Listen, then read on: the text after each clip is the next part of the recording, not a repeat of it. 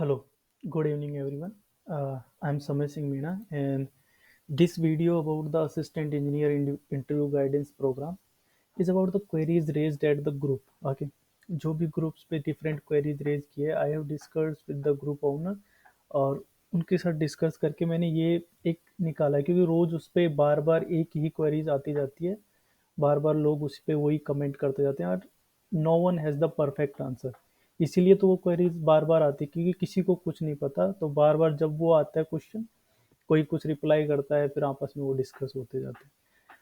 तो based on my knowledge and discussion with the few P more peoples जो इन R S का interview भी दे रहे हैं, उन्होंने जो डेफ का फॉर्म भरा है उसके बेस पे मैंने ये कुछ क्वेरीज को एड्रेस किया है। ठीक है, these are based on my knowledge. Okay, someone might have more knowledge and more information about this, तो वो लोग शेयर कर सकते हैं कमेंट बॉक्स में, बट उतना नहीं करना जितना ग्रुप पे चल रहा है। ठीक है, अगर परफेक्ट सोर्स है तो you can tell me on the Telegram, I will discuss that into the in the next my video. Okay, किसी के पास अगर परफेक्ट सोर्स है तो this is my profile. Okay, and next first query that is what is interview date. हर किसी का यही क्वेश्चन है कि इंटरव्यू की डेट कब आएगी। So now no one has the perfect answer. Only these people's, the board members and the chairman sir of RPSC knows the correct answer, और वो लोग कभी बोर्ड की मीटिंग करेंगे और तब जाके वो लोग डिसाइड करेंगे। तो इसके ऊपर बार बार कमेंट पे लिखना किसी को नहीं पता कब है, इनको ही पता है इनके अलावा, और जब इनको पता चलेगा तो ये लोग हमको इन्फॉर्म कर देंगे। तो बार बार उस चीज़ पे फोकस करने का कोई फायदा नहीं है। ठीक है, बट हमारे बेसिक लॉजिक पे और हमारी प्रिपरेशन के लिए हमको एक डेट भी चाहिए कि यार एक डेट पता चल जाए तो हम लोग बेटर प्रिपेयर कर पाएंगे। ठीक है, तो उसके लिए एक हम अपना बेसिक लॉजिक लगा के कुछ अजम्पशंस के बेस पे एक डेट ले सकते हैं।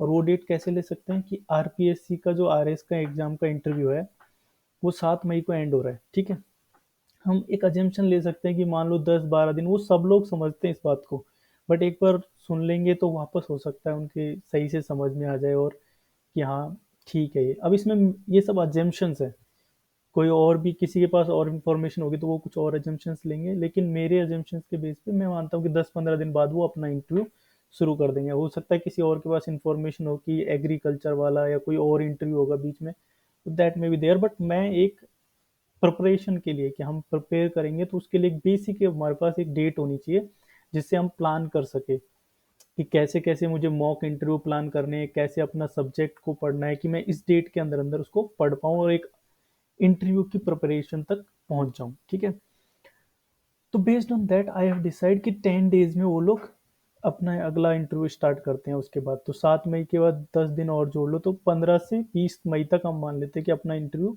स्टार्ट हो जाएगा। ठीक है, तो ये पता चल गया 15 से 20 के बीच में इंटरव्यू फिक्स। तो अब हम इस डेट के हिसाब से सब लोग प्लानिंग कर सकते हैं कि मुझे कैसे कैसे अपना सिलेबस खत्म करना है और 3 से 5 मॉक दे लेने हैं। ठीक है, मॉक का जो है वो कौन सी कोचिंग से देना है, क्या देना है, कहीं से भी दे सकते हो। ठीक है, वो हम आगे भी डिस्कस करेंगे कि मॉक का क्या रहेगा।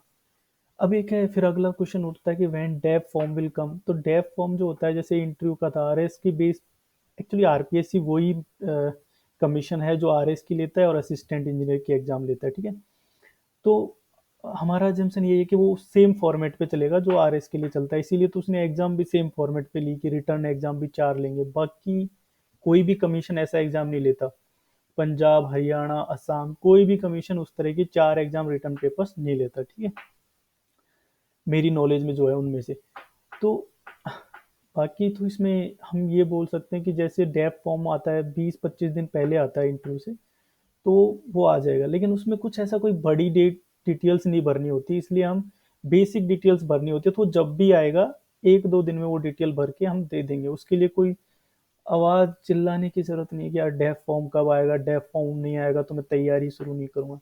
ऐसा कुछ नहीं है, जब आएगा तो हमारे पास 10वीं की मार्कशीट है, 12वीं की मार्कशीट है, सब है, उन सब से उठा के डेटा उसमें डाल देंगे।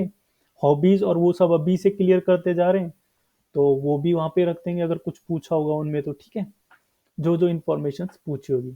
अब नेक्स्ट है कि डेफ फॉर्म में डिटेल्स क्या चाहिए होगी। अब हमारा डेफ फॉर्म हो सकता है अलग आए, बट एक चीज़ हम देख सकते हैं कि आरएस का जो डेफ फॉर्म है उसमें से कुछ इन्फॉर्मेशन सेम रहेगा, 80 या 90% इन्फॉर्मेशन सेम रहेगा। एग्जैक्ट डेफ फॉर्म मुझे भी नहीं पता, अगर पता होता तो सब लोग जाके साइट से डाउनलोड करके देख लेते, मुझे ये वीडियो बनाने की जरूरत ही नहीं पड़ती। लेकिन बेस्ड ऑन अजम्पशन कि वो आरएस के जैसा ही होगा, we can discuss that RS DAF. Okay, RS के डेफ फॉर्म को देखते हैं तो इसमें क्या है, ठीक है। इसमें पहला है कि हमें कौन कौन से डॉक्यूमेंट्स चाहिए। इसको अच्छे से पढ़ सकते हैं, सबको हिंदी आती है तो सब आराम से इसको पढ़ सकते हैं, बट मैं एक बार थोड़ा मोटा मोटी बता देता हूँ कि कौन कौन से डॉक्यूमेंट्स चाहिए होते हैं। ये ऊपर कुछ फीस का फॉर्म भरने का कुछ लिखा हुआ है जो हमारे लिए अभी इम्पोर्टेंट नहीं है। हमारा जब डेफ आएगा तो हम उसको डिस्कस में एक वीडियो बना के उस पर पूरा डिस्कस करेंगे कि एक एक इन्फॉर्मेशन कैसे भरनी है क्या। लेकिन फिलहाल के लिए जो बार बार ग्रुप पे क्वेश्चन आते हैं उनके लिए कि ये क्या है, ठीक है, क्या क्या चाहिए। प्रमाण पत्र, योग्यता संबंधित प्रमाण पत्र, मतलब अंक तालिका जो है 10वीं 12वीं, बी टेक एम टेक जो भी किया है किसी ने वो सब। आयु, तो आयु का एक ही होता है, बर्थ सर्टिफिकेट के लिए हमारा सेकेंडरी का जो सर्टिफिकेट होता है वो काम आता है, हर किसी एग्जाम में वो लोग वही मांगते हैं, ठीक है। उसके बाद कैरेक्टर सर्टिफिकेट, कैरेक्टर सर्टिफिकेट की जरूरत पड़ेगी, वो भी अंतिम शिक्षण संस्थान। तो ये किसी के पास नहीं होगा तो ये बनवा लेना, किसी की जो कॉलेज है ना, मतलब जो पास आउट हुआ है कॉलेज से बनवा लेना, अपनी कॉलेज से वो अभी बनवा लेना, क्योंकि कई के बार कॉलेज में टाइम भी लग जाता है, तो वो अपना बना के अपने पास रखना, ठीक है। उसके बाद जाति प्रमाण पत्र। अब जाति प्रमाण पत्र तो सबको पता है, जिन जिनका है वो बनवा लो। ओबीसी में जाति प्रमाण पत्र का क्रीमी और नॉन क्रीमी का कुछ नॉर्म्स होते हैं, उसके हिसाब से अपना सर्टिफिकेट बनवा लेना, वो सबको पता होता ही है कि कैसे बनवाना है जाति प्रमाण पत्र तो। लेकिन यहाँ पे जाति प्रमाण पत्र भी चाहिए होता है, ठीक है। अब ये लाइन को थोड़ा ध्यान से पढ़ लेना, क्योंकि मैं इसमें बता रहा हूँ लेकिन खुद भी एक बार ध्यान से पढ़ लेना, क्योंकि ये सामान्य हिंदी है, सबको समझ में आ रहा है कि क्या लिखा हुआ है, ठीक है। मैं भी कोई इसमें एडमिनिस्ट्रेटिव में उतना वो नहीं हूँ कि मुझे ये सब पता है, बट मैंने एक डिस्कस कर रहा हूँ जिससे क्या ना बाकी एक बार समझ में आ जाए बेसिक, और ग्रुप पे लोग बार बार यही चीज़ नहीं पूछे बार बार कि यार ये डॉक्यूमेंट चाहिए क्या, कि वो डॉक्यूमेंट चाहिए। ये बेसिक डॉक्यूमेंट्स है जो अपने बना के रख लेना, इसमें सारे लिखे। आरएस के हिसाब से बना लेना, मुझे नहीं लगता कि आरएस के अलावा वो लोग कुछ मांगेंगे, इससे एडवांस तो कुछ नहीं मांगेंगे। अगर कुछ मांगेंगे भी तो वो एक दो दिन में बन जाएगा, कोई इतना बड़ा डॉक्यूमेंट नहीं मांगेंगे जो उसको बनाने में कि साल लग जाए पूरा, ठीक है। तो इसमें जो जो डॉक्यूमेंट दिए वो तो अपने तैयार करके रख लेने, तो ठीक है। यहाँ पे है कि यहाँ पे दिया हुआ है अलग से कि जाति प्रमाण पत्र में महिलाओं को जो है वो कैसे बनाना है, अपने पिता के नाम पे बनाना है, इसको एक बार पढ़ लेना। और जो ओबीसी है उसके लिए भी इन्होंने दिया हुआ है। फिर डिसेबिलिटी सर्टिफिकेट भी बनवाना है, तो उसके बाद डिसेबिलिटी वाला अपने हिसाब से देख लेना यहाँ पे। फिर अनुभव संबंधित प्रमाण पत्र, अगर किसी का एक्सपीरियंस है। अब आगे ये भी क्वेश्चन आएगा कि एक्सपीरियंस शो करना है, सर एनओसी नहीं मिल रहा, पहले शो नहीं किया, तो अब शो कर सकते हैं क्या, वो सारे इशू भी हम लोग आगे देखेंगे, ठीक है। तो वो बना लेना है, अभी यहाँ पे देखना है कि बना लेना है, अगर शो बताना है उनको, हो सकता है डेफ फॉर्म में आए, डेफ फॉर्म में आता है जैसे इसमें लिखा हुआ है वैसे डेफ फॉर्म में आएगा। अगर अनुभव बताना है, मतलब अपना एक्सपीरियंस शो करना है, तो डेफ फॉर्म में श्योर आएगा 100% कि एक्सपीरियंस को आप लिख सकते हो अपने एक्सपीरियंस को, ठीक है। मैरिज के सर्टिफिकेट है। सेवारत अभ्यर्थी, मतलब जो अपनी सर्विस कर रहे हैं, वो चाहे प्राइवेट कंपनी या सरकारी कंपनी कहीं भी, वो अपना एनओसी लेके आना है, ठीक है। तो एनओसी बनवा सकते हैं। अब काफ़ी लोगों के क्वेश्चन रहेंगे कि अगर मुझे कंपनी से एनओसी नहीं मिल रहा तो मैं क्या करूँ, वो ये क्वेश्चन रहेगा, तो क्या कर सकते हैं। अब उस कंडीशन में यही है कि अपना जॉब जो है वो मत शो करो, ठीक है, कि मेरी जॉब प्रोफाइल जॉब एक्सपीरियंस है वो शो मत करो, क्योंकि जब जॉब, अब इसका मतलब लॉजिकली सोचना चाहिए, सबको आंसर पता चल जाता है अगर लॉजिकली सोचो तो। अगर जॉब शो करोगे एनओसी देना पड़ेगा, एनओसी नहीं दे सकते, क्या है, एक ही ऑप्शन है, जॉब शो नहीं करना, उसको हाइड करो अपने जॉब को। अगर अपने वहाँ से जो भी ऑफिस जहाँ पे काम कर रहे हो वहाँ से एनओसी नहीं ले पा रहे तो जॉब मत शो करो। बाद में जब सिलेक्शन हो जाएगा तो अपने जॉब को छोड़ के इधर ट्रांसफर हो जाना, बस। कोई पूछेगा भी नहीं कि क्या किया क्यों किया, कुछ नहीं होगा, क्योंकि डॉक्यूमेंटेशन में कहीं है ही नहीं कि मैंने जॉब करता था, ठीक है। कई लोग बोलेंगे सर गैप बहुत बड़ा हो जा रहा है, तो वो, तो फिर वही प्रॉब्लम है कि अगर शो करोगे तो एनओसी शो करना पड़ेगा, तो वो फंसा हुआ है वहाँ पे, तो डिसीजन लेना पड़ेगा। चीज़ तो क्लियर है ना। उसके बाद वही राष्ट्रीयता और ये सब तो कोई डॉक्यूमेंट नहीं है, ये है ठीक है।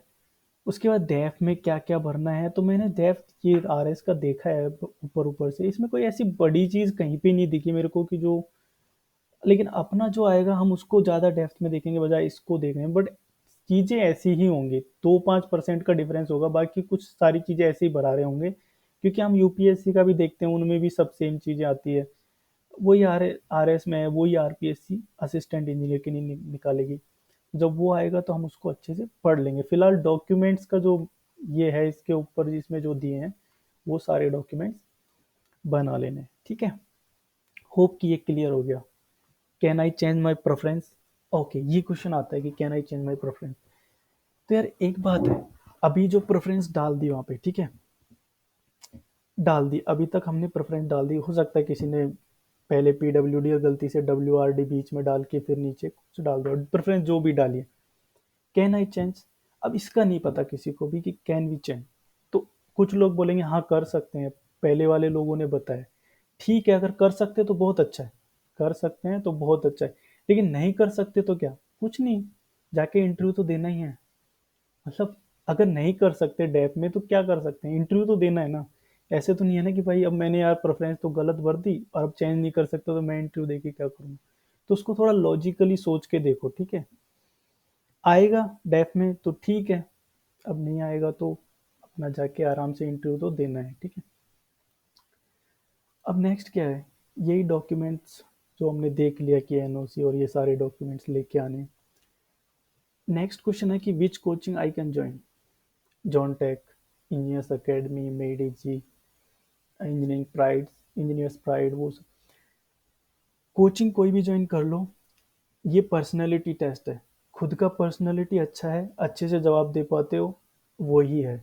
तो कोचिंग तुम्हें कुछ नहीं सिखाएगी, कोचिंग सिर्फ बेसिक चीज़ें सिखाएगी, बाकी टेक्निकल चीज़ें भी उतनी हार्ड कोई नहीं पूछेगा वहाँ पे, जो तुमको मेंस से भी अलग एक्स्ट्रा एफर्ट लगाने पड़े। मेंस में जितना पढ़ा है उतना बहुत है, टेक्निकल उससे आगे कहीं नहीं जा रहा, ठीक है। मेंस का जैसा क्वेश्चन भी नहीं देगा कोई, बात है तुम उस क्वेश्चन को कैसे रिप्रेजेंट करते हो, कैसे बताते हो, उसके लिए चाहिए तुम्हें कॉन्फिडेंस। तो कोई भी कोचिंग में जाके 5-7, 5 अगर दे सको तो मतलब, वैसे तो 3 से 5 के बीच भी दे सकते हो, बाकी कोई भी 2 कोचिंग में ना ऐसे मॉक टेस्ट अगर ये लोग फ्री ले रहे होंगे, क्योंकि यूपीएससी का तो हम लोग देखते थे फ्री लेते थे, आईएएस मास्टर वाले, मेडीजी वाले, तो फ्री में जाके दे के आ जाओ टेस्ट, ठीक है। मॉक टेस्ट दोगे, जितना दोगे ना उतना ओपन होगे, ठीक है। फिर एक टेस्ट दो मॉक, फिर उसके बाद 5-7 दिन का गैप दो, 5-7 दिन का गैप देके फिर एक मॉक दो, फिर उन चीज़ों पे वर्क करो कि जो पहले सही नहीं हो पाया था, चलो उस पे और पढ़ते हैं, उस चीज़ में से क्वेश्चन नहीं आ पा रहे थे, ठीक है। तो कोई भी कोचिंग ज्वाइन करो, मॉक मॉक के लिए ज्वाइन करो मेनली, बाकी टेक्निकल अपना ही मटेरियल पढ़ो, ठीक है। बाकी टेक्निकल प्रैक्टिकल क्वेश्चंस कुछ ज़्यादा पूछते हैं वो लोग, तो प्रैक्टिकल क्वेश्चंस पे ही फोकस करना कि इन चीज़ों को हम कैसे अप्लाई कर सकते हैं, ठीक है। अभी वो तो पूछेंगे नहीं कि आ, कोई बहुत बड़ी स्ट्रक्चर दे दी उसकी बेंडिंग मोमेंट डायग्राम बनवा रहे हैं, बहुत बेंडिंग मोमेंट डायग्राम बनवाएंगे भी तो एक छोटी सी स्ट्रक्चर देंगे जो बना ही सकते हैं वो सब, है ना। वो टेक्निकल में ज़्यादा और डिस्कस करेंगे कि टेक्निकल जो क्वेश्चन आएंगे। अब ये क्वेश्चन और आता है, कई लोग लिखते हैं कि sir as per my calculation I have this much marks, what are chance of selection do I have. अब ठीक है, आपने कैलकुलेशन की, कई लोगों की कैलकुलेशन चलो अपने हिसाब से वो बोल देते हैं कि 360 प्लस आ रहा है सर, 4 कुछ आ रहा है, 380 प्लस आ रहा है, तो मेरा चांस क्या है, कोई दे सकता है इसका आंसर, नहीं दे सकता इसका आंसर, बस मन रखने के लिए बोल सकता है कि इतना परसेंट है उतना परसेंट। लेकिन बेटर है कि ऐसे क्वेश्चन क्यों करना है जब हमको पता है कि उसका कोई आंसर नहीं है परफेक्ट, क्यों करना है वैसा क्वेश्चन। तो yes, everyone has good chance, कि जिसने भी मेंस अभी तक क्लियर कर लिया, interview clear, everyone has good chance, but interview will convert chance into selection, ठीक है। चांस मानो 90 है और तुम उसको इंटरव्यू में 99% तक लेके जाते हो तो कोई फायदा नहीं। You have to convert chance into selection to prepare for it, okay. Interview के लिए अच्छे से प्रिपेयर करो, टेक्निकल, एचआर, खुद का पर्सनैलिटी डेवलप करो। ग्रुप पे देखते हैं कुछ लोग लड़ रहे हैं किसी भी चीज़ को लेके, दैट शोज योर पर्सनालिटी। कोई अगर तुम्हारे साथ एग्री नहीं कर रहा, लेट इट बी, गो, कोई नहीं, बट ओके, तो वहाँ पे पर्सनैलिटी दिखती है, तो पर्सनैलिटी डेवलप करो अपनी, 1 डेढ़ महीने का जो भी टाइम दिया उसमें पर्सनैलिटी डेवलप करो। और मॉक इंटरव्यू दो, बिल्कुल कोचिंग में जो भी कोचिंग जा सकते हो वहाँ पे मॉक इंटरव्यू दो। और बढ़िया है, मॉक इंटरव्यू जितना दोगे उतना ही खुलोगे। बात करो आपस में ही, थोड़ा थोड़ा इंग्लिश में भी बात करो तो। और क्योंकि इंग्लिश लैंग्वेज उतना मैटर नहीं करती, बट फिर भी कर लो थोड़ी बहुत तो, कि अगर गलती से कोई आ जाए और उसको तुम्हारी इंग्लिश ही सुननी हो और बोल दे कि चलो बोलो भैया तुम इंग्लिश में ही बोलो, तो उसके लिए भी प्रिपेयर रहो कि थोड़ी बहुत तो बोल पाए, वो बोल देगा फिर हाँ चलो हिंदी पे आ जाओ। तो बस यही था। Thank you. और अच्छा है, मार्च के फर्स्ट तक मैं टेक्निकल पे काम करना शुरू करूँगा। टेक्निकल में मैं सोच रहा हूँ कि जैसे मेरा वर्क एक्सपीरियंस के बेस पे कुछ बिल्डिंग मटेरियल है, कंस्ट्रक्शन प्रोजेक्ट मैनेजमेंट, क्योंकि मैं प्लानिंग इंजीनियर था, तो कंस्ट्रक्शन प्रोजेक्ट मैनेजमेंट और इन सब पे मैं वीडियोस बनाऊंगा जो काफ़ी प्रैक्टिकल वीडियोस रहेंगे और क्वेश्चंस रहेंगे उसमें काफ़ी प्रैक्टिकल। बाकी जैसे सोम है, सॉइल मैकेनिक्स है, वो सब प्रिपेयर कर सकते हैं। ठीक है, वो सबका सब लोग अच्छे से मेंस में भी प्रिपेयर करके जाते हैं, लेकिन बिल्डिंग मटेरियल है और कंस्ट्रक्शन टेक्नोलॉजी से रिलेटेड है, कंस्ट्रक्शन में नए डेवलपमेंट क्या है, फॉर्म वर्क क्या होता है, अर्नेस्ट मनी डिपॉजिट क्या होते हैं, कॉन्ट्रैक्ट कितने टाइप के होते हैं, ये जो सारी चीज़ें हैं ये लोग उतना नहीं पढ़ के जाते। और वो बहुत चीज़ें हैं कि टेंडरिंग और इन सब के बहुत क्वेश्चंस मतलब वहाँ पे पूछे जाते हैं। तो वो सारी चीज़ों के ऊपर मैं वीडियोस बनाऊंगा। बाकी ट्राई करेंगे कि एक एक सब्जेक्ट के ऊपर, सिविल के सब्जेक्ट्स के ऊपर खासकर, हम लोग एक बना सके कि छोटी छोटी वीडियोस सॉइल के जो इम्पोर्टेंट क्वेश्चंस हैं, सोम के जो इम्पोर्टेंट क्वेश्चंस हैं, वो हम इस ग्रुप पे बना के डालेंगे। ठीक है, thank you very much. Okay, last में मैंने आज एक ये लोगो बनाया है मेरे यूट्यूब चैनल का, ज्ञान भंडार, and this is the ocean. और ओशियंस यहाँ से एक ड्रॉप ड्रॉप अगर हम नॉलेज की शेयर करते हैं तो भी ओशियन खत्म नहीं होता। So let's share the knowledge, जिसके पास जो है अच्छी नॉलेज वो शेयर करनी चाहिए। That's all. You can comment and like my videos. और इसके ऊपर खासकर बता सकते हो कि लोगों को कैसे लगा। आज मैंने 1 डेढ़ घंटे काम किया है, तो यू कैन, अगर आप लोग कमेंट्स और सब्सक्राइब करते हो उससे पैसा नहीं मिलता, बट मेरे को लगता है क्योंकि मैं काम जॉब भी करता हूँ बट उसके साथ साथ ये वीडियोस बनाता हूँ काफ़ी लोगों से पूछ पाछ के अच्छे ऑथेंटिक सोर्स से। तो अगर लोग लाइक करते हैं तो मुझे ठीक लगता है कि हाँ यार, 1 घंटे 1.5 घंटे काम किया बट इट्स वर्थ इट, किसी को ये नॉलेज काम आ रही है। Okay, so thank you very much.